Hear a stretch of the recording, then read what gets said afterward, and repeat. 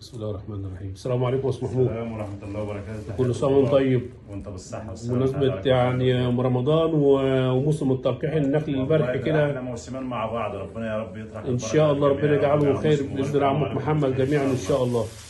انت بتعمل ايه النهارده بقى؟ اليوم ما شاء الله كم اليوم كم؟ النهارده 6/3. 6/3 يوم الخميس 6/3/2025. ربنا يجعله موسم مبارك علينا ان شاء الله باذن الله جميعا. ده طبعا يا جماعه للناس اللي بتعاني من وجود البودره. انت لما بتجيب طلع زي كده وانت بتشرمخ الطلع من بعضيه بيقع منك بودره. البودره دي اللي بتحتفظ بيها دي بتكون من عدد كبير من اصناف النخل من كذا نوع من الذكوره، وخصوصا الذكوره اللي بتيجي من الفيوم عشان بتبقى ذكوره مجاهل. تمام. مش صنف يعني. مش صنف. فنسبة العقم فيها عالية. ايوه نسبة العقم فيها عالية جدا. ايوه. فلما البودره بقى زي كده، لما بتستخدم البودره زي كده احنا بنحطها في ازازه زي كده، في قنينه زي كده، وبنخرمها خرمين 3 مثلا. وبعد ما نلقح كل عربون لازم ياخد له تخبيره طيب تعالى برضو ايه وري برضو للجماعه برضو ايه وعلى الطبيعه. تمام. بيتم التلقيح ازاي.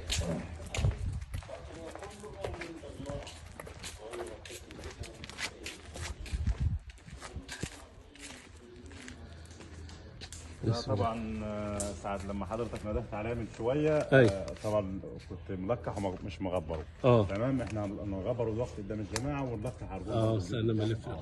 تمام. وصل كده البودره. وصل البودره وصباطها كلها. او جنبها واحد اهو لقح بقى كده من اوله كده عشان بس الجماعه يشوفوا طريقه التلقيح، وربنا يجعله ميزان حسناتك كده ان شاء الله باذن الله. الله يبارك فيك يا عم صابر. بسم الله. البرح يا جماعه كتر لها عادي، ما فيش اي مشكله، ما يضرهاش. البرحي نخله انا بعتبرها نخله بارده، بتحتاج طلع كتير. ربنا يا رب يبارك للجميع ويجعله موسم مبارك علينا وعليكم بالخير ان شاء الله باذن الله.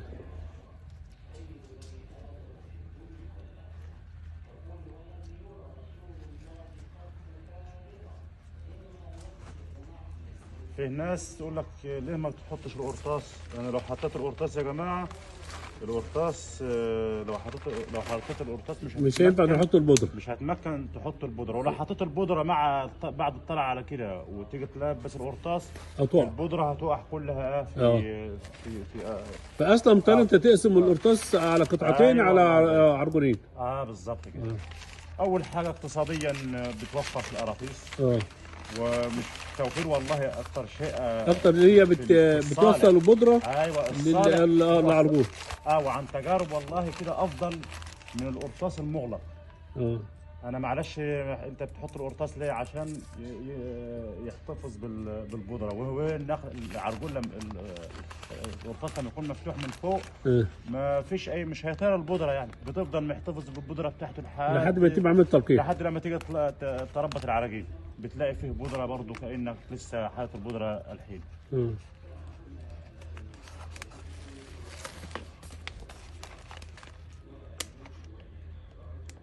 يا جماعه ما يجوش وصله تحت 2 جرام.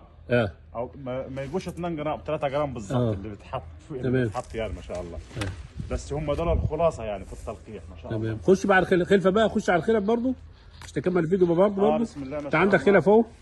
عندنا يا جماعه فصائل تحت الامهات ما شاء الله عدد كبير، والفصائل لسه المتنقله هي بنت جوره بسم الله ما شاء الله. احجام بسم الله ما شاء الله ممتازه جدا في اثار 60 يعني ما شاء الله. نفرين يشيلوها بالعافيه بسم الله ما شاء الله. ربنا يبارك للجميع يا رب ويجعله موسم مبارك علينا وعليكم بالخير يا رب يا رب. الاسعار يا جماعه غير اي حد واقل من اي حد. انا بنقول اسعار دلوقتي على الملأ عادي ولا لا بيتصلوا بقى مع تمام على بركه الله عشان برضه التجار ما يزعلوش منا. ايوه ربنا يبارك للجميع بسم الله ما شاء الله. بسم الله ما شاء الله. خلصت عندك يا ابو جنى؟ يلا يا عم كل سنه وانت طيب يا استاذ محمود. بالصحه والسلامه. الله يخليك مع الف سلامه. السلام عليكم. مع السلامه.